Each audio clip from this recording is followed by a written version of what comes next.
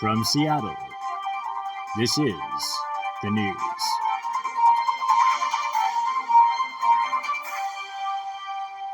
Nethun Broski says he is running for Seattle City Council to tear down the wall of separation of church and state. He wants Seattle to build statues to Poseidon, the god of the seas, in order to secure more Seahawks victories and to prevent earthquakes. But is he serious? Our own political correspondent, Josh Intrepid, has more. Nethun Broski says if Seattle makes him a city council member, he will follow the will of Poseidon, the god of the seas and oceans from ancient Greece and Rome. Broski says he would make history as the first openly polytheistic member of the city council since the city's incorporation. I will in fact do whatever Poseidon puts in my heart and mind to do. His will is clear and unchanging on some issues. For instance, when Poseidon rescued the Roman mariners at sea by his aid, he blessed them with rescue in the form of Triton, who saved them from certain doom. And when Poseidon himself did rescue the Seattle Mariners in 1997, he blessed them with rescue in the form of Ken Griffey Jr., who saved them from certain doom. But he also fiercely destroyed the town of Pernesia, and he wiped them off the face of the earth with a tidal wave because of how they treated their poorest like animals, making them sleep outside. It was unheard of then to be homeless. Everyone had shelter. Pernesia is mentioned in manuscripts and tablature found in the Mediterranean region nearest Turkey, and what was then Asia Minor. They include ominous prophecies of destruction by the hand of the sea god who would act against the polis on account of its maltreatment of the Po. In many of these and other such ancient writings, Poseidon, the sea god, had warned them through signs and oracles to alter their policies, but the town leadership ignored them.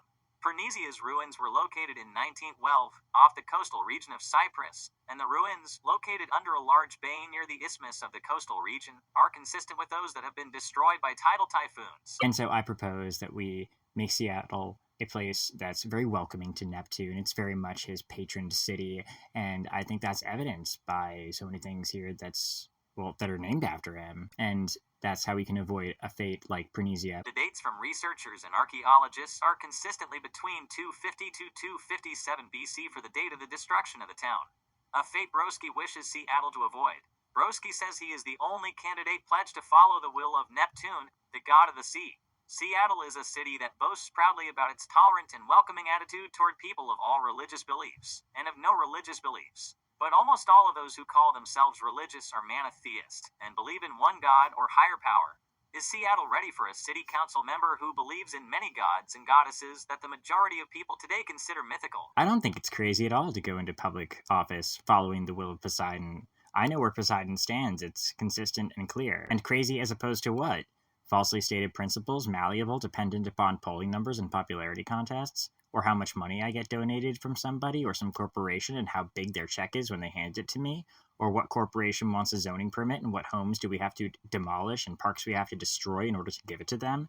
Should I be basing my campaign on things like that instead? Because I think I'd rather follow the will of Poseidon, the god of the sea, if I actually wanted to do some good in public office. Nethun Broski's campaign platform is centered primarily on empowering the public to more influence in land development and use hearings for neighborhood developments, bringing the homeless inside, starting an interstate multi-city trust fund for basic income for all, and seeking volunteers and grants from Arts Washington to construct statues to the sea god Poseidon, so that he won't wash us off of the face of the earth because of what Broski calls the city's apathy and lack of humanity in neglecting to care for the local homeless population. This is Josh Intrepid for the news.